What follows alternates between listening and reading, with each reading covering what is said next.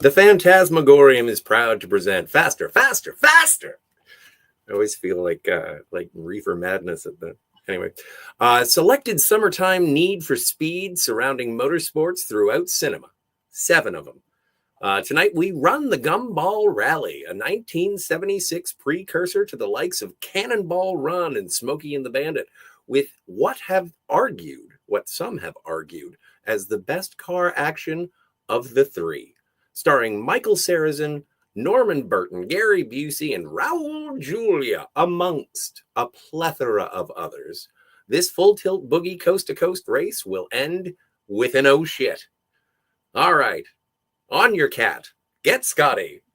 Steve. There we go. There's a shout-out to our producer. How are you, Kat? Good. Was that okay? Yeah. Yeah, you saw me write it. It took like no time. So if it wasn't good.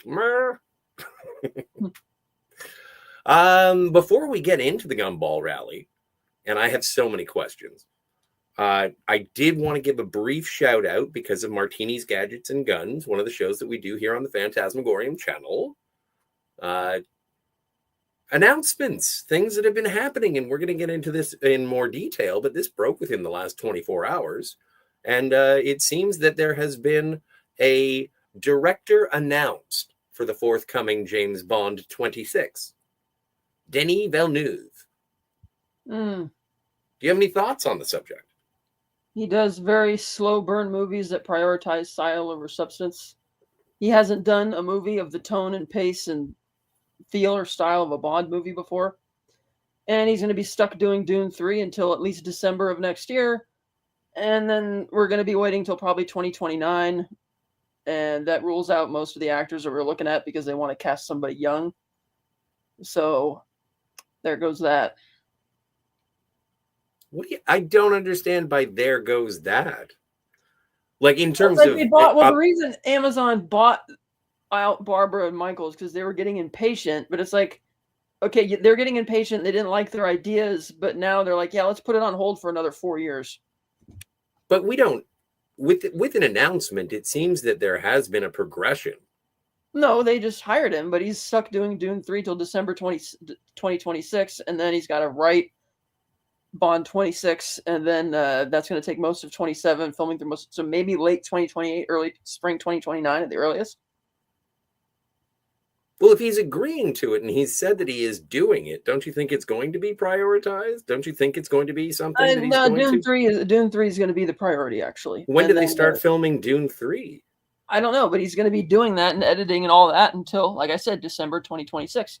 But if you don't know when it's starting production, like actual... But they're still going to be working on it. My point is, his tone and style is not James Bond. He does these slow burn movies, which they look good, they sound good, but they're not great movies, per se. Like his Dune adaptations were not good. They were dumbed down for general audiences, and they looked and sounded great, but and then... the Blade Runner 2049 is pretty good. It is. It's a bit of a... Arrival is pretty good. Arrival I still haven't seen Sicario. Arrival was not a good movie. I'm sorry. I disagree with you wholeheartedly. You guessed the twist in 5 minutes time, and then it looks pretty, and it's the same thing. It's like it looks pretty to look at, but it wasn't that deep or complex of a story. I thought it kept me hanging on, and the performances were fantastic. I'd say The Prisoners is easily his best film, and it's upsetting also that he's doing Bond because I kind of wanted him to go back to doing original material, like his own stuff. Like he's done 3 franchise movies now, which have tied him up for like the last decade. And now he's going to be doing more franchise stuff. It's like, so I guess we're not going to get original Denis Villeneuve for quite a long time. So that's but it is interesting that you say he is not suited to a James Bond movie, but we could be getting a Denis Villeneuve sort of James Bond movie. It's the same sort of thing that was pushed back against when Tarantino was going to take over and he was going to do Casino Royale with Pierce Brosnan, and Eon said, not one broccoli. Eon said, no, we don't want to have that drastic a change in the James Bond vision. Some people have lamented that possibility going by the wayside. Some people have lamented the lack of Spielberg doing a James Bond movie, but that gave us Indiana Jones. But the reason I'm saying is if you were to look at the filmography of Sam Mendes and say, yes, that man needs a Bond. Like, aside from Road to Perdition, he had nothing that really showed he could do a Bond movie. Yeah, but I'm still not excited for Denis Villeneuve doing a Bond movie. Okay. I'm just saying, people surprise you. And no, I don't. I just, here's a 28 years later is an absolute embarrassment. Says, I think Denny is a brilliant choice for Bond. He has a very distinct vision. Hey, not a bad choice. We've seen every iteration of Bond already. Why do the same thing over and over and over again? Let's do something else. False. We have not seen the same thing over and over again. Every era has a distinctly different vision and different directors. So no, we've not seen the same thing over and over again. But we also don't want to see a Bond movie where it's going to be very slow and droll and it's just going to be a bunch of pretty shots of Bollinger. It's like you want to see a good, like, it's, again, I don't think his last couple movies have been very good. And given how much he dumbed down Dune for general audiences, it says he doesn't think the general audience is that intelligent. I wasn't intelligent to read a book. See, that's just the point. It's yes.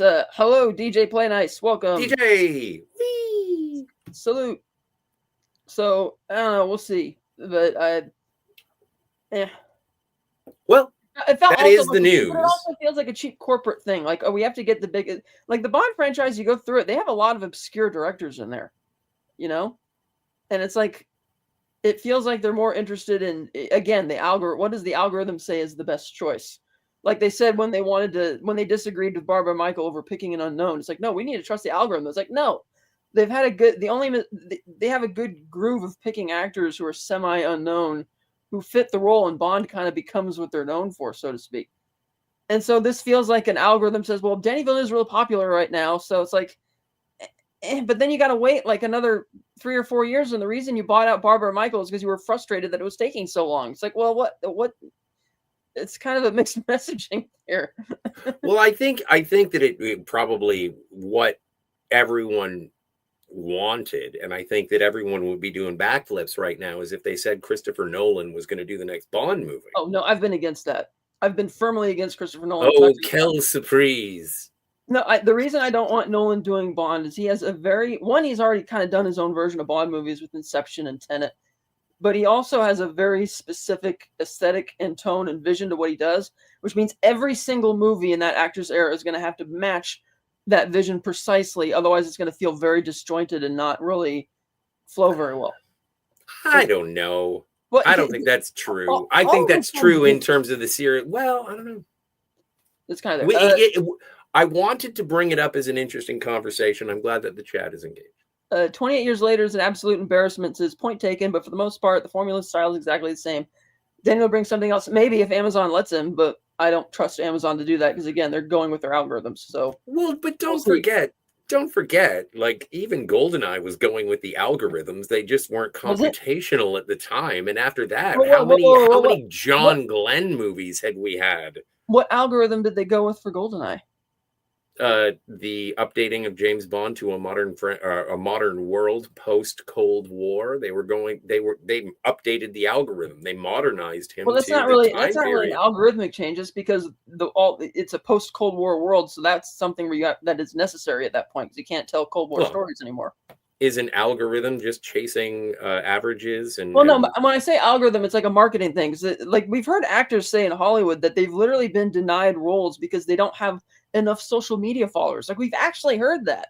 And the idea that, well, we don't trust that, I personally think that Barbara, the Broccoli's were 5 for 6 because I think Lazenby was a bad choice.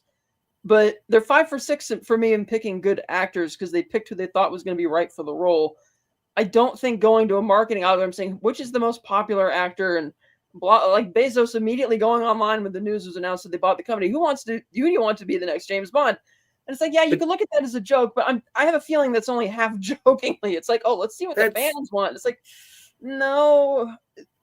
I think that's a supposition that I'm not willing to ride with you with because, like, I think that the people who have made James Bond movies forever have been huge fans of James Bond, and I think that they have steered James Bond the way that they want, especially with Babs and Dan. Like, they've made it their own. They've adapted to modern trends, algorithmically, for lack of a better term. And heck, they've announced that Danny Boyle was sorry about that 28 years later is an absolute embarrassment. They announced that Danny Boyle was going to direct a Bond movie, and then he was like, no, forget it. I can't anymore. I'm not going to do this one because you want something from me that I can't provide. And if Denis says, what was he going may on not, he may drop out. Well, what was going on with the Danny Boyle thing is they said it was becoming too much like a CNN news report. Like, it was too real world. It wasn't anything in the realm of fantasy, and they're like, we don't want to go in this direction. Like, we want to keep some type of fantasy element here. And they probably disagreed on the ending because it was still going to be the last movie. Well, I was thinking about, and that is something that I will specifically save when we expand this conversation. But I did want to as I mentioned before, I wanted to Muppet news flash. Do you have any final thoughts before we start our engines? Not on that, but I want to ask, 28 years later is an absolute embarrassment. Are you new here, or did you just change your name for the for being topical? I'm not sure. Well, it has to be within at least the last. Well, no, years. Obviously it's topical. I mean, like, are you a new viewer? Then welcome. It's great to have you here. I was just curious. Welcome. Sometimes our viewers change their names every once in a while. And also, if you are new, I'm sorry you got duped into a James Bond conversation with our Gumball rally. I saw 28 years later. It was like, honestly, I think the first movie is wildly overrated because, as you know, Scott, I'm not big on zombie movies. It's like the same things happen all the time. I have only a few of them. Like the original Night of the Living Dead, Return of the Living Dead because I thought it was funny, Land of the Dead because I thought it was unique because it was like a whole exclusively about the society, like post-apocalypse kind of thing. Dennis Hopper. Zack Snyder's remake of Dawn of the Dead, which I thought was a lot more intense and scary and better than the original. Filmed in Toronto. Train to Busan. Those are my favorite zombie movies. I haven't seen Train to Busan. I've written it down. I find that a lot of zombie movies, it's like, it's like a repeat. It's the same thing happens. It's very episodic. Yeah, they're all trying to be analogies for whatever, but whatever. Okay, let's see. Change My Name before it was Ballerina is literally one of the greatest films ever made, and Sinners had elements of sanity but ultimately fumbled. Ooh, Ballerina. I got bored by that and almost fell asleep. Sorry. I like her. I like Ana de Armas though. She's good at action, but I just kind of felt which is weird because I love John Wick 4, but that one I just thought it was getting over. And then Sinners, I really liked Sinners. But yeah, I think it was, it's another vampire movie. I think the movie was stronger before it became a vampire story, actually. Flashbacks of Dusk Till Dawn. Also, by the way, that's a really long username. It is. Yeah, before it was Ballerina is literally one of the greatest films ever made, and Sinners had elements of insanity, but ultimately fumbled, in the chat says.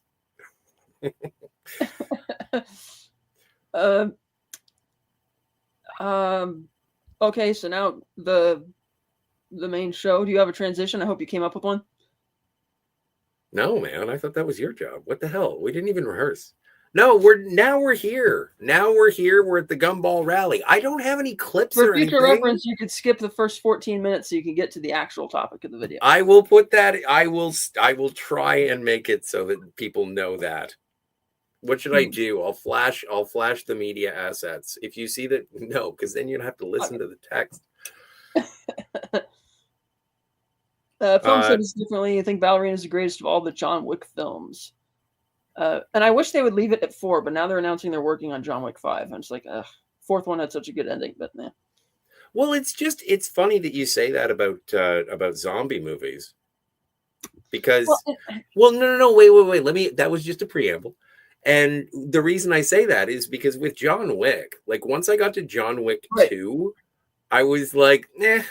Well, by the time I hit John Wick 3, I was like, the action's good. But like, I missed the dog. I stopped liking John Wick 1 when he finally kills the kid who killed the dog because it was so impersonal. And then it's like, then we have to deal with the dad. And it's like, I didn't care about that. John Wick 2 just had the very repetitive pistol action with not much mixing up of it. And it was pretty to look at. because of the set design and stuff, but it got boring real quickly. And then John Wick 3 doesn't really have much of a beginning or an ending. And I really didn't like the character who plays like the main assassin trying to catch him. He keeps making these fourth wall breaks to say, "Oh, you're really cool," and joking around and just kept taking me out of it. Oh, I like that actor. I like that guy, the bald Oh, guy. the actor's fine. Yeah, I've seen him. I like him in other stuff. I just didn't care for that. And then, but I like the fourth one a lot. I still haven't seen the fourth one. Oh, you haven't? But yeah, because I'm just like, yeah, no, I get it. Right, and you're right. Though that's a series where I couldn't review each of those movies individually because I don't have enough to say about them because the first three. Yeah. Because they fight. They fight. Hey, Old Man Bird. Ferrari. Yeah, we. Oh, nice. We like Me too. Very good movie. I actually still have the scores from last week, so yeah. So in our continuing reviewing, segueing more into obscure 70s car movies, which I had a lot on our list when we were trying to decide what movies we were going to include or exclude from this list, I came upon the Gumball Rally. Hot damn. Yes, this is from 1976. Based, of course, on now you have the Gumball 3000 race, which is for super rich people who can afford an $85,000 buy-in. What do you got on? What do you got for special features on that bad boy? Nothing, just trailer and subtitles. Fair this enough. Is a DVD from like the 90s or something. That's okay. I can get it for $13 Canadian. I want to pick it up now. I saw it, but now I want to get a copy too. This is also a DVD, and I could tell they didn't do much restoration work on it because there's little scratches and blinks at certain points in the movie. But it is on Blu-ray now. But in my opinion, the Blu-ray is a bit overpriced at like $18 for a movie that's 50 years old almost and not really considered that great by a lot of people. I think this movie's better than the 29% Rotten Tomatoes score would suggest, but we'll get to that as we review through the film. Yeah, for sure. When did you first see this film? Ooh, probably 22, 23 years ago when we first got this, when we discovered Deep Discount TV. And I probably haven't watched it much since then. It's something I've always been aware of, but I do have something to share. Okay. I went to you want to be big? Yeah, I went to the Peterson Museum last summer. No, it's going to be on a there. That is where to go. It's over here. There. Wait. Just let it do what it was going to do the first time. You started playing with it and fucked everything up. That's true. That sounds like me. Now put it back in there. I don't know how to do it. God damn it. There it is. Nice. That is the AC Cobra from one of the two that they used in the movie. I'm not sure whose that one is because one's owned by a famous car collector. The other's by a private owner.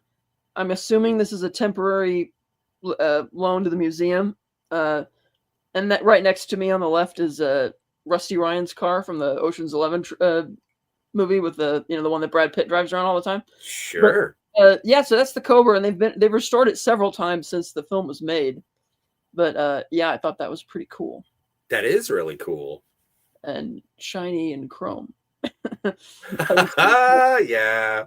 Well, and Old Man Bird in the chat says used cars with Old Man Bird says used cars with Kurt Russell. We kind of stuck to races. Didn't we stick to races? Well, that was the thing. Well, so for those in the chat, we're going to do multiple rounds, not consecutively, but we'll come back to car movies every once in a while. For this first round of 7 reviews, we're going to stick to racing movies. Mm-hmm. But we could definitely add used cars into round 2 or perhaps round 3.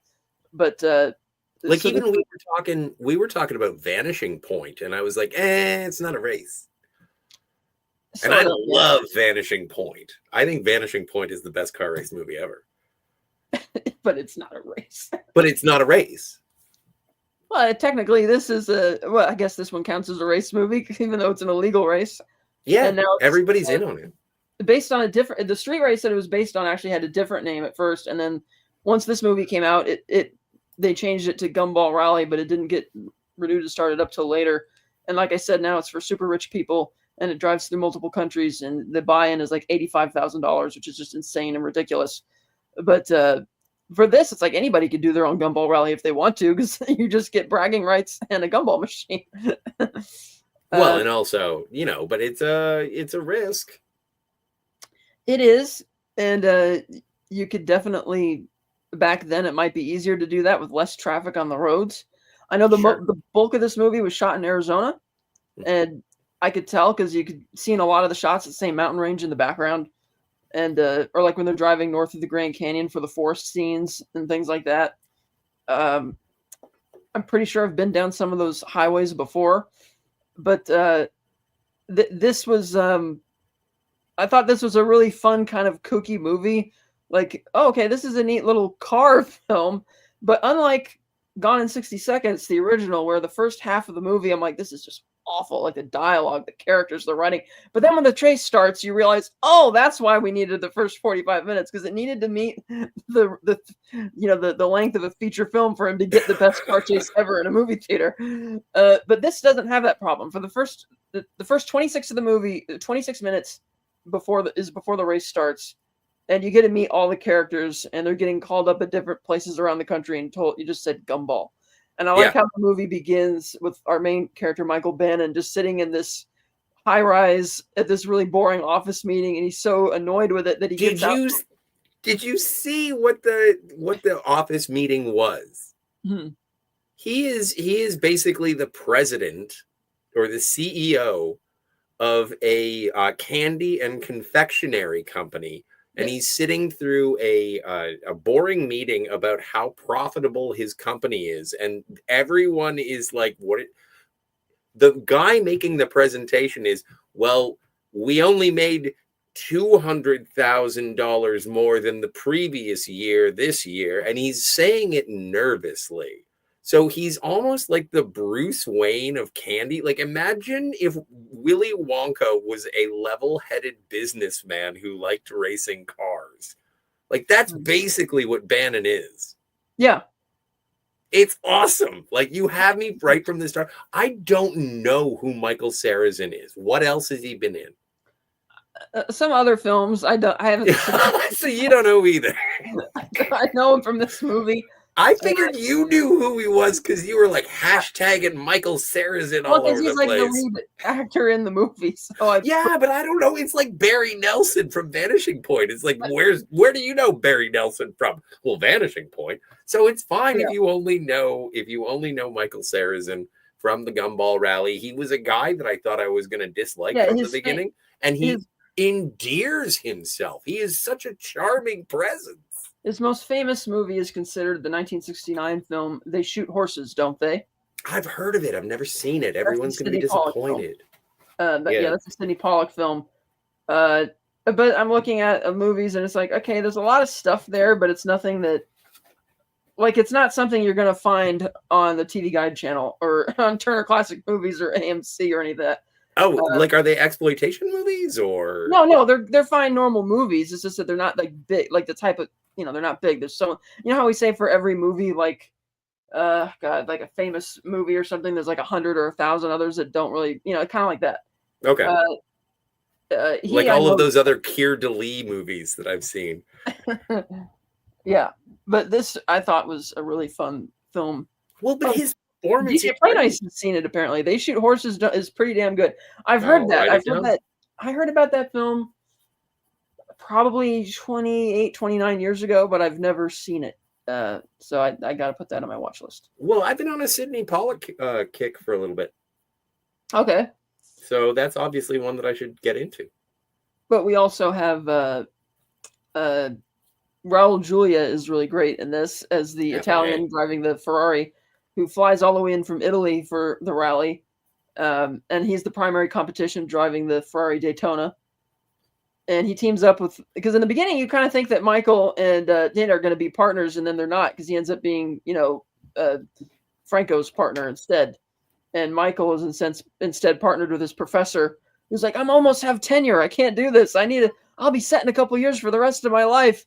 And he's like, it's not a risk. It's a challenge. Yeah. Well, and who is that guy? Nicholas Pryor.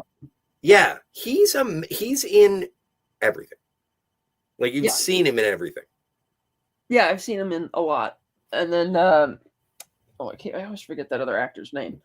But let's see. Because a lot of these people didn't do a ton of stuff. Yeah, Tim McIntyre was Steve Smith, the partner in the Daytona, who tragically didn't live long after this film. But Nicholas Pryor was good as well. So those are kind of the leads. I mean, there's a lot of other cars. Like for instance, you have Gary Busey in the Chevy Camaro Z28. His Hell yeah. partner, Ace Preston, Mr. Guts, also in the Z28. But that was John Duran, who was not like in anything. So I guess that's his credit. Well, but that's one of the, I think, for me at least, watching this is when I watch Cannonball Run or Smoking the Bandit, I get a lot of mugging for the camera. Like everyone is in on the joke. There's a lot of fourth wall breaks. And in this, it's like all the actors are good. Yeah. They all play characters. They're all aware that they're in a competition. No one's off in their own little world. They pass each other. Like it's much more of an ensemble movie than it is a showcase of, all right, we got Jackie Gleason for 6 weeks. We got Burt Reynolds for 8, or that's hyperbole, but all of these actors seemed to be together. I was looking up in my research, so take it with a pinch of salt, but like it's the cast taught each other how to drive manual transmission because some of them hadn't. Yeah. And so it was a collaborative set. All the drivers did their own driving.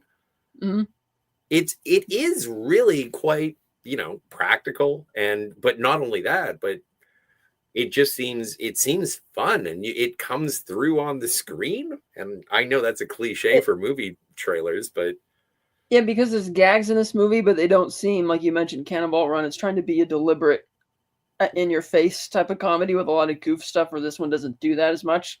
But they also come up with, like, for instance, when the real cop pulls over the fake cops, and they talk their way out of it by exploiting everybody's innate desire to be in a movie or in the movie business, and it works, and they get away with it. Or when you have the gimmick where you have the other kid, the mechanic, who is frustrated that he can't be in the rally, but he finds out that he can take this guy's car and drive it cross country, picks up his girlfriend and lies to him about, oh, you'll be an actress in Hollywood, just come with me. And one of the gags they get involved in is these bikers harass him at a gas station. And once they start keying his car, he just figures, what the hell? And he just knocks over all the bikes and just doing a bunch of donuts in the square, which is enough to cause all the bikes to kind of wreck and crash everywhere. But it doesn't feel like they're playing it for jokes. It's like bikers are just getting mad and losing control of their bikes. Well, no, but the bikers end up chasing the little guy with, actually, you know what, his girlfriend, and he's not a little guy, he's like 20 something, and his girlfriend, the one he picks up in the Captain America bikini, that is Captain Rachel Garrett from the Star Trek The Next Generation episode of Yesterday's Enterprise. Trisha, I think her name is. Trisha Helfer? No, Trisha something. It is Trisha something. Yes, it's Trisha Helfer's on Battlestar Galactica. Yeah, her name is Trisha O'Neill. Yeah, she was captain of the Enterprise. Future captain of the Enterprise. The most cartoonish element of the movie, I would say, is Harvey Jason as the lunatic on the Kawasaki motorcycle. Yes. Where everything he does is just a ridiculous gag. Like when he suddenly gets besieged by all these butterflies out of nowhere that causes him to wreck, or when he crashes his bike into a tree off the road and it collapses and smashes pretty hard, but I guess he's able to get back up and keep going. And one ridiculous accident after another, which should do in the bike, and it's perfectly fine. Or when he pulls into a gas station and the attendant comes out to see if he's all right because he looks really stuttered to the point that he gets down on the ground and puts his head on the muffler, and he just gives him this like crazed look in his eyes. I'm like, okay, this is a little weird. Well, I did a little bit of a primer, and I did look at all the Apocrypha. Hey, Daniel. Hey.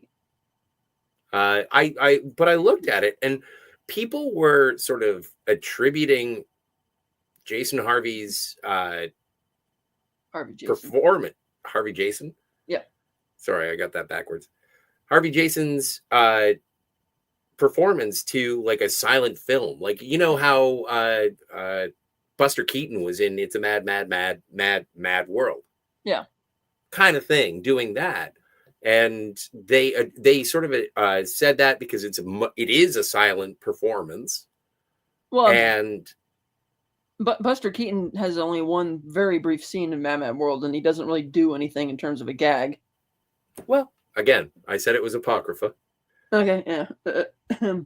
But it was, I kind of went watching this movie with like, is this like a Roberto Benigni slapstick performance that doesn't need, and he does a great job in that regard. I looked at it through that prism, and he did a good job. Ironically, I've only seen him in 2 movies that I can remember. In both movies, he's playing a foreigner. This one, and then of course the Lost World, where he goes full black, brown face for. Oh right, I forgot he was that guy. He was Peter Postlethwaite's sidekick. Yeah, Roland's sidekick, RJ or Aj, whatever his name was. Sure. But I thought that was kind of a funny thing. I've seen them both there, and then of course I was trying to figure out where I knew him from. He is from an episode of Star Trek: The Next Generation called the Big Goodbye or the Long Goodbye. I think it's the Big Goodbye. And he plays Lawrence Tierney's sidekick. He plays Peter Lorre, essentially. The second most cartoonish element of the movie, I would say, is Gary Busey's character, who plays this wild, insane rebel guy. Who's playing Gary Busey. Well, he fashions himself that, and he partners with a very, Texan type or guys like total country. Gets in the car and the Camaro or the Z38 or the Z28, and they take off. And every time Busey is behind the wheel, bad things happen. Yes.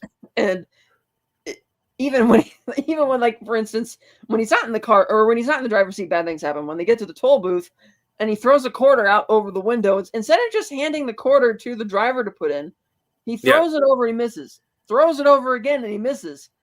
And the driver, rather than just yanking the quarter out of his hand after the first time, kicks him out of the car to find it. And Gary, you see, literally asks, if I were a quarter, where would I hide? Under the car. I love it because he does like the naturalism between those two characters. I thought that Gary Busey was going to get annoying. He didn't. I thought that the stricter, like, because he's the driver. Because Gary Busey's the mechanic, and he's waiting outside of like whatever hick road derby, smash 'em, crash 'em is going on, and he gets into the car, and he's like, "Are you excited?" Gary Busey's character is like, "Oh, are you as excited for this as I am?" And he's like, "I'll be more excited when it's over." So one doesn't want to go into it, but he's going into it for no reason. Yeah, and even later on in the movie, he says, "I don't know why I picked you as my driver." And he's like, "Because I'm the best mechanic you know. And also, this is supposed to be fun." And so I liked the dynamic. It was almost like a Laurel and Hardy brotherly thing going on. It was a little, obviously heightened and grittier for 70s, but it's still, I liked the dynamic, and I never got it that they actually hated each other.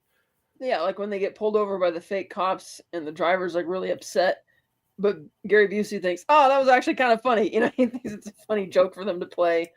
And then when he spontaneously decides that he wants to pop the car onto 2 wheels in LA, and they flip it upside down, and you see the driver's like bleeding out of his teeth, saying he wants to go home. And yet at the end of the movie, they're at the Queen Mary, and it's like, "Oh, I guess you walked away from the accident and flipped the car over." Well, no, they picked they picked up Gary Busey. The cops did. The fake cops did. Yeah, oh yeah, fake cops. I guess they left the other guy behind because I'm not sure if he was actually there at the finish line. I don't want to talk. Like, okay, so what about the fake cops? Well, the fake cops, they first they get lost when they first leave New York. I was surprised by that. How many drivers get lost when they're trying to get out of New York City at the start of the movie? Yeah, and it's like 6 a.m. and there aren't many cars on the road. And the cop car gets lost. There's a Corvette that was in the race, and it misses this pothole because the driver's driving like a maniac, and he jumps over this hole in the road and breaks the car in half. Yeah, it's so great. Did you know that there's a hole in the road? The Jaguar. Shit. The Jaguar never starts, which is of course proper. It is a Jaguar after all. There's a story behind that. Really? The producers went to Jaguar and said, "Can we get a Jaguar?" And they were like, "No." And they were like, "Okay." So they decided to choose one of the worst rated cars of all time that was a Jaguar. Yeah. Just as a FU to Jaguar. Yeah, they kind of notoriously break down a lot. They're not great cars. Well, they're better than DeLoreans, I understand.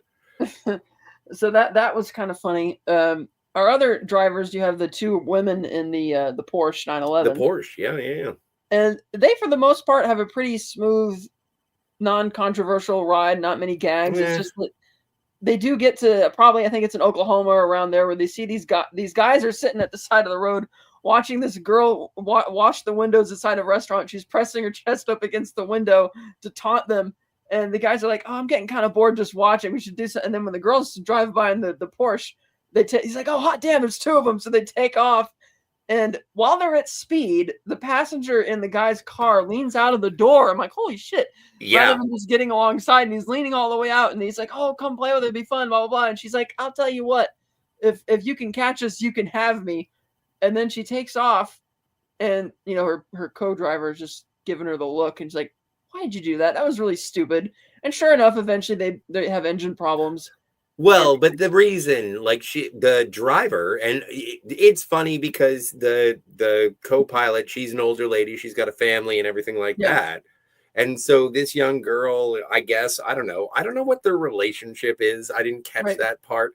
But they're driving down the road, and she's the older lady, and she's not that much older, but the older lady is like, "Oh, next time we'll get you a driver's license." So she's meant to be playing young. And it's like, "Oh, and this is what this racing term means, and this is what this racing term means in terms of not getting caught." And so it goes like that and that and that. And so when the young girl starts hitting on the other guys, or at least taunting them sexually, I call that flirting. But send all complaints to @fantasmagorium.com. But that is like, she says, "Well, it's not like they're going to catch us anyway." And so she floors it for a while. And this is something that I think is consistent with the rest of the movie, is that it's like the engine is hot. Yeah. They say specifically at the beginning of the movie, no catalytic converters. They stop for gas. Like, this is a movie where it's like, okay, we got to work on it. And it isn't until the end that it's not like Vanishing Point where Barry Nelson is just popping amphetamines the entire time. Like, there is a point near the end of the film where they're like, "You want pills?" And it's like, "You want some some uppers?" It's insane. So, but yeah, no. And so the car breaks down with the ladies. The guys pull up, and I don't know what happened there. I think I was getting a slice of pizza, and then I came back up, and then next time I saw the ladies, it was like, "Oh, it looks like the younger one got laid." Okay. Yeah, they don't actually explicitly come back to that. It's like they catch up, and the guy's like, "Yeah, yippee," or whatever. And the older one just shaking her head, looking at her, and she's like, but they don't actually show how they get out of that, or how she convinces them that, okay, we have to get going now, or anything like that. They just skip it. It's like yeah. Well, but it's also like, and that's the fun thing with each one of the segments of each of the characters. Have we missed any of the duos? There's the two British guys driving the Mercedes. Oh, right, the two British guys. I fucking love those guys. And they don't have any issues either. And they seem to be driving in shifts pretty responsibly. Yeah. They don't. They're not really freaking out. I know when they pass the ice on the road in Arizona, they're like, "Oh, I hope our buddy on the motorcycle sees the ice." And of course, he doesn't. Right. But there is a little bit of interaction there, but also it's kind of cool because even when you, like, spoilers for the old guys, they don't win. But like when they do show up, everyone's like, "Yay!" Oh, and there are also two guys in an Acme plumbing van. Oh, that's the best one. Tell the story. They're driving like crazy, and I'm like, I don't know how they expect to keep up with a Cobra and a Ferrari, but okay. Well, no, their plan is they've got the Acme plumbing van because they've got like 400 gallons of gasoline in the back of the van. Right, but even then, sure, you're not stopping for gas, but even when you take into account how many times all the other cars have to stop for gas and how long it takes to do that, I'm sorry, but a big van like that is not still going to have the engine power to make up all that time and keep up. Well, especially with all that weight too. And then they do make mention of it. And then you'd have to go slower because you're going to overheat the engine from not taking any brakes. Well, yeah. So anyway, what happens to them? Because that's early on. We can talk about that. Yes, that's probably the best explosion of the movie. The only explosion of the movie. The van has a mechanical problem where they bust the gas line. The fuel's spilling out behind the car, and this other driver goes by and flicks his cigarette out. It ignites the fuel line, and the idiot's like, drive faster, faster. And the other goes, it's not going to make a difference, you dumbass. It's like the fuel line. So they veer to try and avoid an accident, and they all jump out of the car as the van crashes into a fireworks. Which they actually have these in certain states out there, by the way. Like really? Places like Tennessee and Kentucky will have big fireworks, specifically selling fireworks. I've been inside one of them, and they got hundreds of them. And the van crashes in there, just massive explosion. And then the best part, after the explosion, is the truck turns to the other guy. He's like, I hope you learned something valuable from all this. It is ridiculous. Well, and also, like, it's fun to see, as you mentioned, a car breaks in half and then the van blows up. And then also we should mention that silent performance by Jason Harvey. Yeah, okay. He's riding a Kawasaki. Did we mention that he's the only one on a motorcycle? Yeah. Okay, great. Let's see. There's another one. There was that's right. You have the cops are driving the Dodge Polara, and so they have they have various trips. But another funny thing is we have in the Ferrari, Raul Julia, his character Franco, is a womanizer. So they're driving along at one point, and they're at a gas station, or whatever. He decides that because there's a hot chick there, he wants to ride with her, and his partner's like, "Really?" And he's like, "Yes, you don't understand. It would be a little." And it's like, okay, and he just leaves him there. So he stays with the woman and romances her and all of that, and then they end up catching up to the Ferrari the next day, and or some hours later, and he gives her his scarf because he's got one of those heroic white racing scarves, and he kisses her. He says, "I hope you always remember me, Franco." And he pulls up the car next to him, and he jumps up into the Ferrari, and she says, "I've never met a man quicker in all my life." And then they take off. Well, and that actress is Colleen Camp. Yes. Colleen Camp, I remember from playing Yvette in Clue. She was also in Die Hard with a Vengeance, and countless other things Colleen Camp has been in. Yeah. But it was funny because his partner was surprised that he came back. He's like, Franco's like, "See, I told you we were going to catch up." Well, he takes her panties out of his pocket and polishes his sunglasses with them. It is I cannot express how amazing Raul Julia and Michael Sarrazin are in this movie, and Jason Harvey Jason. That's one of the funny gags towards the end of the movie where Michael Bannon knows that this is Franco's weakness, so he hires this buxom blonde woman to be at the finish line to distract him, and it works. He waves down and he pulls aside to see her. He's like, "What are you doing? Get your moving!" And Michael just laughs. He's like, "I didn't think that was actually gonna work." But it was a beautiful setup because at the beginning, like there is a situation where it's like, "Where have you been?" And it's like, "Oh, if we meet a lady," and it's like, "Well, no, we're trying to win," and it's like, "There are some things more important than winning." And he is such, like, Raul Julia is such a charismatic actor. He is playing a cad, but he is doing it under a layer of Italian racism. Yeah, that's true. He's not. Spoilers: Raul Julia is not Italian. Well, that's not really a spoiler. Raul Julia knew that. Yeah. But he does a great job. I don't fault him whatsoever. Fisher Stevens was not from Cleveland. But yeah, but he is so charismatic. And the thing is that he would be, if you were to make that movie, I think that, like, even if you were to make this movie in like 1985, Like he would be the Val Kilmer. He would be the adversary who you don't like. And it's like Right. in this, they show that Raul Julia and Michael Sarrazin, the primary antagonists to one another, they're kind of buddies. They are. DJ Play Nice says here too, it's fireworks season, so all the pop-ups are vending under their carnival tents. Yeah, we're not allowed to have them up here, but they got them like 15 miles down the road all over the place. But the place I was talking about in Tennessee is like an official business, like year-round. It's a barn. And they just have like a barn, literally. And even in Arizona, it's like a whole barn full of them. So it's pretty cool. A fun other fact about the Ferrari. There's a scene in this movie where the Ferrari, in order to service the car and avoid the police, this is the first time this was ever done on film, and then notoriously it was repeated a lot in Knight Rider, where they get behind a semi-truck, which lowers its ramp, and they drive up into the back of the ramp, closes up the car behind it, and it's like a portable mechanics garage on wheels, like a NASCAR hauler. It's pretty rad. Yeah, and you see both of the drivers sitting at the back, and they're having coffee where they're pointing around while the mechanics are fixing the car. And of course, the truck comes up to a checkpoint because Neely almost forget to mention that the primary antagonist of the film, if you will, is a cop a police lieutenant who's been trying to catch these guys every year. Felix Leiter. Roscoe.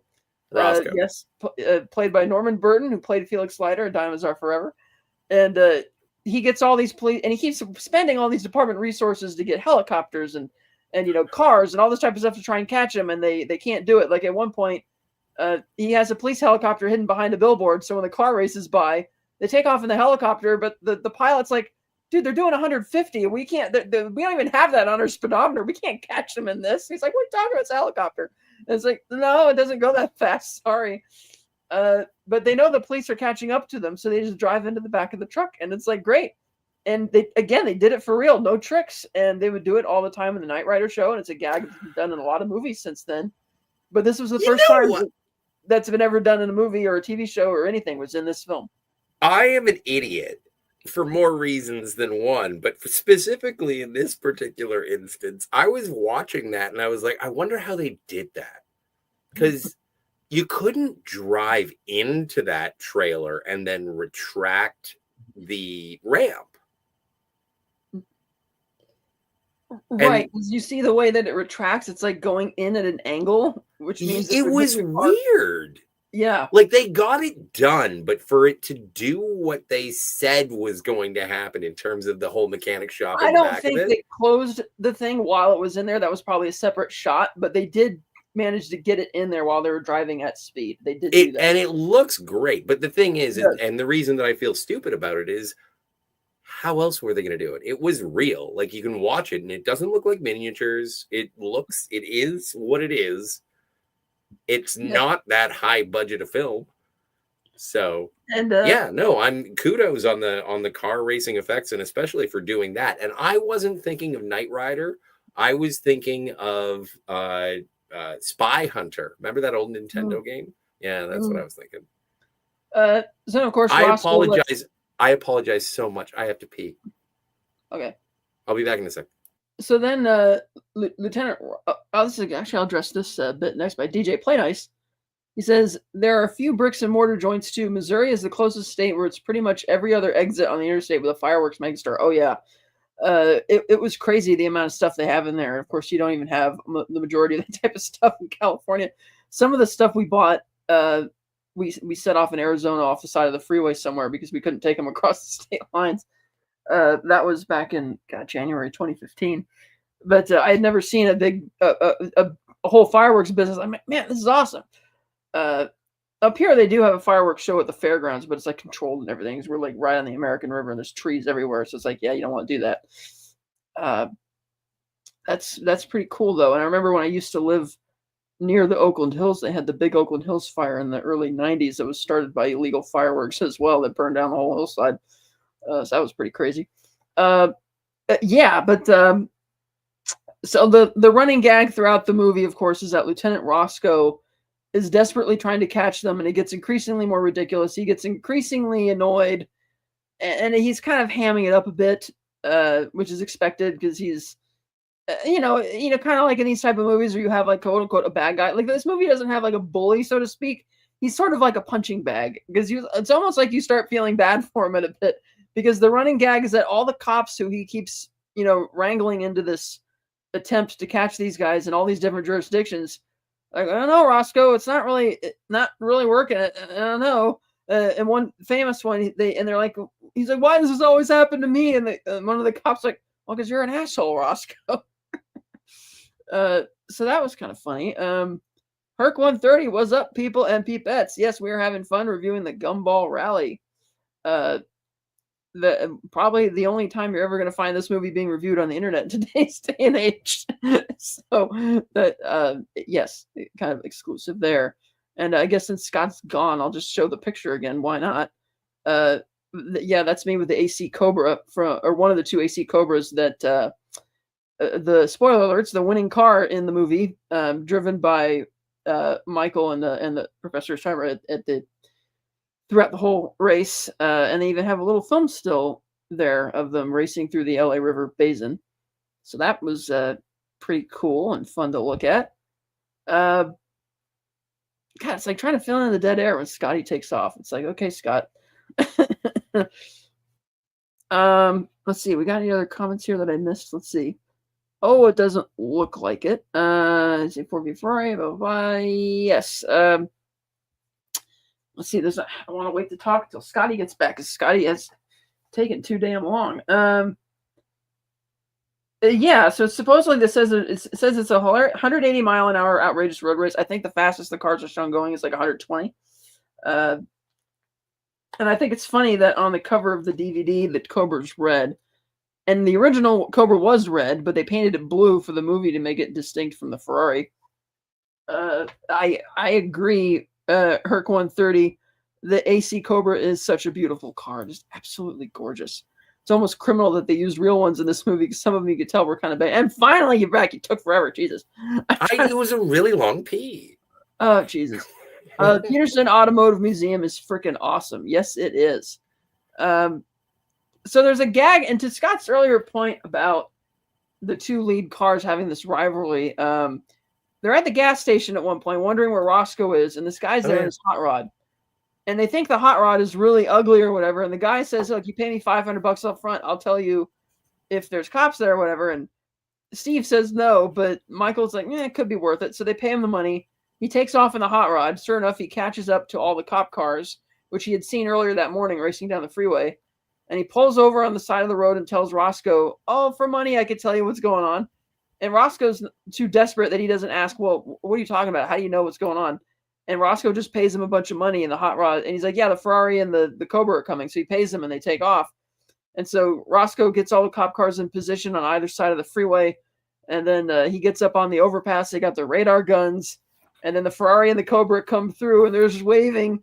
And the cop's like, sorry, Roscoe, they're only going 55. It's the speed limit.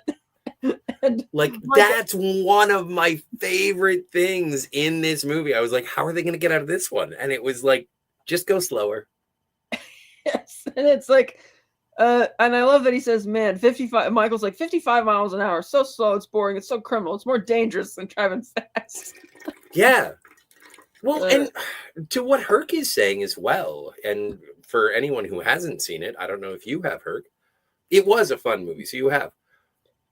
This is just such a great showcase for cars doing car stuff. The cinematography in it, in terms of the POV over the hood, changing lanes, seeing it from a distance, seeing it up close, especially when we get to the Los Angeles Aqueduct. Yes. Herc 130 says, I was at the Peterson Museum 3 weeks ago. And I saw that photo I took was from 11 months ago now. It is a really freaking awesome. Yes, it is, DJ Play Nice. Absolutely. Also has the oldest still running combustible engine down in the basement for a separate fee that you could see, which is pretty cool. Well, and not to spoil the ending or anything, but it's also, it is a distinctly, well, there's amazing. I'm feeling envy about you guys being able to just be like, yeah, no, I went and I saw this awesome thing. I got to get a passport. It's such a hassle. There are a lot of places I want to go in the United States and see, but this is like a very American movie, which I adore. And the thing is that at the end, there is like, I'm not going to spoil the ending scene because I think that we want to get into it a little bit. But there is a point where it's like, where do we get cars? And another character says, it's America, baby. Uh, that is a good point. Which does play into the ending, and we'll get there. Yes. Get there. Yes. I thought it was funny that, in a weird way, like Roscoe's a bit mental in that he's more triggered at the idea of these guys racing again, a road race where one of the rules they mentioned at the beginning is no accidents, don't cause any incidents, fatality. Like, yeah. Of course, that rule's broken very quickly from other cars. Well, actually, it's mostly the people who aren't in the official race in the Rolls Royce that are causing the problems. But Roscoe's more triggered by these guys who've apparently not really caused any problems or, recklessness or disasters anywhere than he is about the crazy man who forced him to give up his pants at gunpoint in New York City. And it's like, dude, really? You're less concerned about that lunatic? Held you at fucking gunpoint for your pants. But no, I gotta worry about these guys who are gonna drive across America. that actor. Apparently, he was very prolific in horror movies, which I'm not surprised about. No, I'm not either. From seeing. He is a fugly man. Yeah, I was like, what? Like, he may, and I don't want to say it in a way, like, I don't know. He could have been like a burn victim or something. Like, he was disfigured. Yeah, he was great. And then I like that little mini joke too, where Roscoe gets picked up by a cop in the NYPD who brings pants, and he's like, I figured bigger rather than smaller would be better. And they're driving around, and there's a flasher comes by, and the cop actually knows him by name. He's like, "Oh, hey, Lenny," or whatever. Hey, it's Crazy Harold. I haven't seen you in a while, Harold. And after they're driving through and seeing all this madness, he eventually drops him off at the airport. And Roscoe looks at him. He's like, "And you call yourself New York's finest?" And I'm like, well, accurate for the 70s. Well, no, and it is accurate for the 70s, but I do appreciate living in the modern era and seeing the reaction of Californians to New York and how that sort of swapped over. It would, like, you think of Beverly Hills Cop, and you got Axel Foley going to Beverly Hills, and it's just like you got John McClane, California. Like, it's just, it gets weirder, and New York gets to be more, normal. And it's such an interesting balance of East Coast, West Coast. Mm-hmm. I also like that when the mechanic and his girlfriend finally get to, they're driving through the desert, and they drive through this like dust storm that completely destroys the paint on the car. It was bad enough they already had a scratch on it from the bikers. And he's like, "Oh no, why me?" And eventually they arrive in Beverly Hills. Strangely, they don't show their actual arrival, which I thought could have been a good moment of, what are you really going to say? What are you going to do when you pull in here? And they have this funny gig because he and his girlfriend got in a fight because he admitted to her while he was frustrated that, "Oh, what, you kidding? You're going to think you're going to walk down the street in Hollywood that people are going to make you a star?" It's like, "But that's what you told me." It's like, "Because I wanted to stop you from freaking out." She started hitting him with the purse and everything. So when they get there, it turns out that the house that they've delivered this car, this private collector of luxury cars, as he was told, clearly it's like a Hollywood producer. And he gets out of the car and he sees her still wearing the Captain America bikini because after she did the photo shoot, they didn't have time to go get her changed. And that was a funny photo shoot too, because the guy's who's the photographer is saying all these sexually provocative things. And then when he finishes, he's like, "Oh yeah, it was okay." It's like, so they get there, and this producer guy is immediately struck by her beauty. And the kid's like, "Hey, hold on, this is my girlfriend." And he's like, "Oh, we could have something." And he looks down at her breast. He's like, "Oh, you have a presence." And he takes her into the house. And it's clear that, yeah, she's dumped her boyfriend here. And, kind of, because he lied to her. I mean. Well, yeah, but she shows up at the end. That's true. I forgot about that. But I think that, like, ultimately when it comes to this movie, it is as much of a party as it is a movie. Although it is a good, like, I'm not saying it's like a vanity project or anything. I think everybody was having a good time. But everybody who is, like, sort of knocked out or whatever, they're all there at the end. Yeah. And I thought it was also funny that when, the producer doesn't even care about the car being just horrible conditions. He's just so struck by. I was going to get a paint job anyway. And then of course the kid is so upset that he kicks the car, and of course it rolls down the hill and crashes into the gardener's truck, and he just runs off like crazy to the finish line. Yes. This brings us to when the cars finally arrive in Los Angeles, and of course they meet LA traffic through Pasadena and such, and the fake cops are coming upon this guy on the side of the road who's trying to flag someone down. And the driver's like, "Ah, shit." And I'm thinking, well, you have your siren on. You could just pretend that you're racing to another emergency and ignore him. But the other cop is like, "To protect and serve." Well, no, because okay, so the guy, okay, so I forget the name of the actor Wally plays Taylor? the black cop. Yep, Wally Taylor. He's Wally Taylor is in his character in the movie at the beginning of the movie is he's a real cop. He's a Right. real LA cop to the point it's almost like a somebody wake up Hicks kind of situation because he's eating during a high speed chase and he's like with all this racket I can't eat. And so when he does get back and someone actually needs his help, the guy who's driving is not his partner from the beginning of the movie. And it's just like to protect and serve. He's got bigger fish to fry. It's almost like it's a more moral and righteous sort of slowing of the race as opposed to Raul Julia running into bouncing boobies. But I liked that aspect of it. And then when they like obviously because they're helping the guy, I guess his wife was having a baby. Yes, and it's funny because when they finally get out of the car to help him, he starts like flipping off and giving the fist to all the other drivers coming by who wouldn't stop. And you don't get to see the outcome of it. You just assume that they helped. Yeah. I forgot. I'm sure that there's a longer cut. And I forgot to mention that both the Ferrari and the Cobra caught up with the hot rod, and they pulled him over. Yeah. And he's like, "I was just joking, guys." And they steal the money back, and then Michael just pulls the steering column out of the car. I thought he was going to take it with him just to screw the guy over, but instead he just tosses it in the dirt and they take off.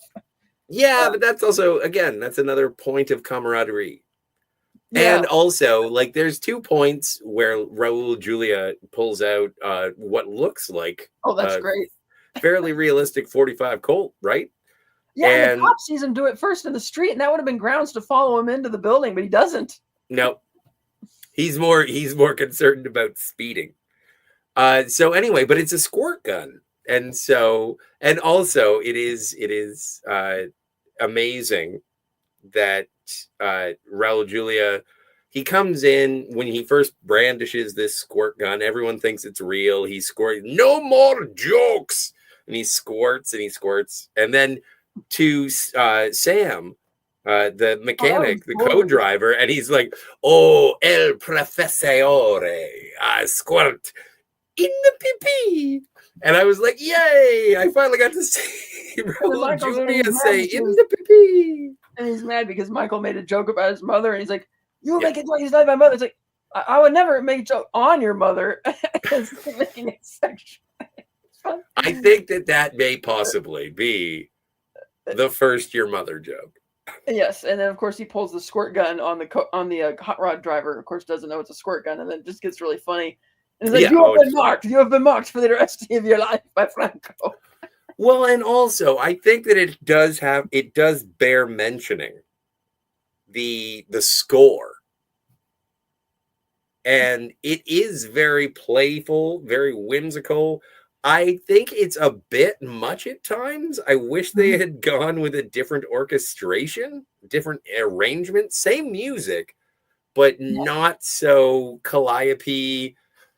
We're doing fun stuff all the time. Like there should have been a little bit more bass, a little bit more soul in it. It does sound a bit like a carnival ride, but to be fair, the movie itself is a bit of a carnival ride. But great.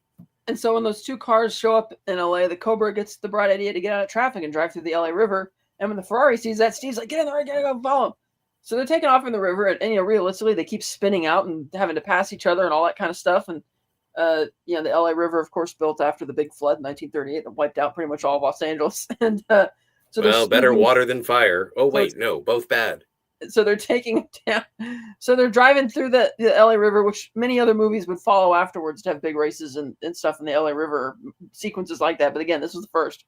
And so they're speeding down there, and eventually they get back onto the legal streets, and they keep switching gears. They're passing each other up, and it's like, oh, it gets really intense. It's who's going to win the race. And that's when you have the buxom blonde that he hired. But even that doesn't slow down the Ferrari for long, as he gets back right up on him. and then they're forced to stop like 10 feet short of the finish line because a bunch of tourists because are of, leaving the Queen yes. Mary and walking across the crosswalk. And in a sense, the Cobra wins from a cheap shot because the Cobra's on the right, the finish line is on the right, and so one and the tourists are walking from left to right, or from right to left rather. So the Cobra has a space open first, so it's able to peel through the finish line and win the race. And there's a bunch of people waiting there who knew they were coming and celebrated, and then everybody has a huge party. And as you mentioned, the girl shows up later for her to be reunited with her mechanic boyfriend. Roscoe's No there, explanation. yeah, Roscoe's there drinking away his sorrows, and Michael says, "Oh, come on, you can catch us next year." And he's like, "There won't be a next year. I'm retiring." And it was sort of implied that when he arrived at the airport in LA, that the guy who meets him there is talking about how much departmental resources across the country he's been investing and wasting on this pointless endeavor, meaning you probably have to retire anyway. And he's like, "Come on, Roscoe, have a drink." And Michael gives him like a big, bottle of champagne. And Steve says, "I begrudgingly, present you with the trophy." And he gives him the gumball machine. And then Roscoe springs his trap where all the tow trucks come in and the police cars come in. And he's like, "What are you doing? You can't take our car." He's like, "Yes, as of 1 minute ago, you are illegally parked and you're going to be impounded and have all your cars are impounded. And you have to pay the appropriate fees." So they take all their cars away and they're looking at each other wondering, what are we going to do about our cars? How are we going to get back to New York?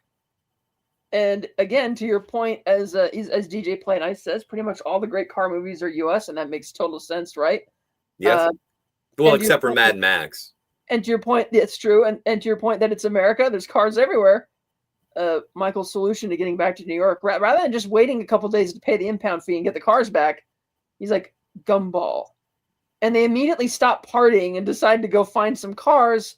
And finally, the Kawasaki motorcycle shows up and doesn't stop. Everyone's so happy. And then he accidentally jumps off the dock and crashes in the river, in the harbor, just shy of hitting the Queen Mary and killing himself.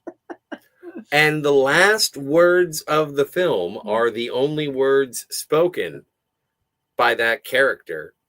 Yeah. And they are, "Oh shit. Oh shit." But yeah, it's a zany, fun 70s car movie. Ended up based on a real illegal street race, became the namesake of a current legal street race, which I'm not sure exactly how the Gumball 3000 works. I know the latest one is going to be racing through, like, I think, this year's one is going to start in, I think, over in Turkey or something. It's going to end on an island off of Spain. I guess they're going to have to take a ferry boat to get over there towards the finish line. But I'm sure they don't drive like speed demons on the roads when they do this time. But I'm sure when you get your opportunity, you do. Yeah, sometimes they have celebrities do it each year, and it's like a thing, but it's not really televised, I don't think. Or some people film it maybe on the internet. But so yeah, I would totally do a race like this, just because technically you don't even have to speed or do it. It's just, yeah, you pick the car which you think is going to be the best. Yeah, space out, you're driving, and yeah, you can do it anytime. Well, just have people waiting at your designated finish line. I would need a car. I wouldn't do it in mine. I don't think it would last. I would need a better car. I would do it if I just got a new car. But the thing is, and this is, I say, oh wait, hey, Gundel Wintelbaum, Scotty, you silver-haired devil. It's the lighting. Thank you. It's good to see you, Gundel. Hugs from Hetero Place. DJ Play Nice says, Axel Foley was from Detroit, though. Yeah, but the world of difference between Detroit, Michigan, and Beverly Hills. Like, I'm thinking East Coast, West Coast, but your point is taken. Yes. And DJ Play Nice says, me too. I've wanted to do a rally racing, but never did. I would love to do a long haul rally race. Like something like that. That would be, I don't know. It's difficult to think. Well, I guess it would be interesting to do from Toronto towards the East Coast would be an interesting rally race. I think it would be dangerous going westward just because Well, I mean, the prairie provinces, they're trouble. They're trouble. why is that? It's very flat and easy. Well, it's flat and straight, and so you get into a false sense of security and you start going too fast, and law enforcement doesn't take too kindly for Ontario plates. It's all Smokey and the Bandit. Well, then maybe have a race that drives up the highways through the Sierra Nevada mountain range. Maybe that, you know? Well, that's a lot of U-turns and drop-offs. Oh, of course I've heard of that DJ Play Nice. We just covered that last week with the Ford v Ferrari movie. Yeah, and we're going to be... I just watched it, the real one I watched last week. I marathoned it. It was fun. And we're going to be checking out the Steve McQueen film, Yeah, Le Mans. So, yeah, we are well aware and hope that you join us for that. That's going to be pretty rad. I haven't seen it yet. Also, in terms of if you're looking for cinema going experience, I heard one review of F1, and apparently it's a pulse pounding, wonderful. But we're going to be covering it in this particular series of movie reviews, Cap. We will cover that in next week. Is it next week? That makes sense. Yeah. That sounds good. I had to think about that. Time's flying by. But yes. So what do we give ratings for? That's a good question. That's a good question. I gave, so you gave 8.5 to Ford versus Ferrari. I gave 8 to Ford versus Ferrari. I'm going to give the Gumball Rally a 6.5. I'm going to give it a 7. Maybe I'm leaning towards a 7. I'm going to give it a 7. I'm also going to give it a 7. Okay. It's a fun movie. At times you do depart from characters a little too long. And like I said, you don't always see how they get out of certain situations. It's just like we come back to them and, oh, they're here. But yeah, I think it's fun. I like that. In a sense, I almost want to rate it higher nostalgia basis. I love watching old car movies like this because the ones today, it's like, yeah, Ford v Ferrari imitates a period piece, but it doesn't feel like as much like a vintage, like this does, like a legit vintage car movie as much, but I like it. Yeah, Herc130 says 7 is fair. It's a fun movie. Stupid, but fun to watch. Yeah, I agree. I am more down to watch this again. Like the first time I ever saw this movie was today. So nostalgia does not fall into this. Well, I didn't mean nostalgia necessarily for this movie in particular. I meant nostalgia for that era of those types of movies. Absolutely. But when I go and I watch something like Cannonball Run or Smokey and the Bandit, and I guess like I would put Smokey and the Bandit a little bit closer because all of the cars in this movie have a personality, and it is great to see them. And you knew that they had to be maintained, like they were the ones that were racing, to the point as much that they were making fun of the fact that, oh, well, if you can't maintain your car, you don't get to race. So that's why that chick got laid under the stars. Admittedly, I've never been a big fan of Smokey and the Bandit. That's another movie. Sally Field. That's another movie where it feels more like a Hollywood script. Like this has some type of magic to it. It feels almost legit at times. Almost. Yeah. Yeah. Like you're kind of swooping in on an actual race or something. It is fun. And again, it's underrated. Like I'd never heard of it until you said, we got to watch the Gumball Rally. And then now I had to start being like, what is this? And so being able to watch it again, my first impression of it was Michael Sarrazin, pardon me. Yeah. And I was like, I don't know if I'm going to like this guy, but I did. I liked all the characters. I liked how playful they were. I liked the adventure that they were on. I liked the competitive nature of the movie. It was a race, but no one was really a dick. Even with Felix. Mm-hmm. He was, I don't know. He was law enforcement antagonist. I'm fine with that. Yeah, he was just desperate. And he it gets just, a it little wasn't something that was oversized by its cameos or anything like that. The cameos that you notice are just because it's like, oh, it's that actor that I remember from the 70s and 80s. and it It's is not 70s. So because in a it's sense, like, it's not. what? Well, in a sense, it's What is not a Elliot cameo Gould because, doing here? well, in a sense, it's not a cameo either because they played Right. actual lengthy characters in the film. Right. So yeah, I think that's pretty fun. I have a question for you. Yeah. Do you think that this movie is better than the Sylvester Stallone Death Race 2000 or Death Race? I didn't see that. You didn't see Death Race? Okay, No. we'll do that on the next lap. Yeah. Not this one, but we'll put Death Race on the other one. So I've seen Death Race with Gundel Whittelbaum. I'll tell you about it when we talk about it. Actually, I don't think I'm legally allowed to. Anyway, in the last bit of news I forgot to mention, since we just finished our Mission Impossible series, is yes. Shout out to Layla Schifrin. Famously made the Mission Impossible theme music, died today. Yes. But that is iconic. He lived through the whole to see the whole franchise. But yeah, the Gumball Rally, I think it's really fun. I recommend it. I think it's much better than its 29% rating on Rotten Tomatoes suggests. I like ensemble movies like this that, like you said, doesn't necessarily have an antagonist, doesn't necessarily have a character arcs or anything like that. It feels like it's just like you're snooping in on a fun road movie. It's great. Yeah. Oh, and it is practical effects, practical racing, great performances. Everyone is likable. It is a comedic but logical plot. And now that you mention it, in terms of practical effects, the one time there is a car explosion, it actually makes logical sense why there's an explosion. Whereas other movies, cars crash and they just randomly explode into tons of flames and everything. And it's like, that doesn't usually happen. But here it's like, the fuel line is on fire and it crashes into a fireworks stand. Exactly. Well, and that was the thing.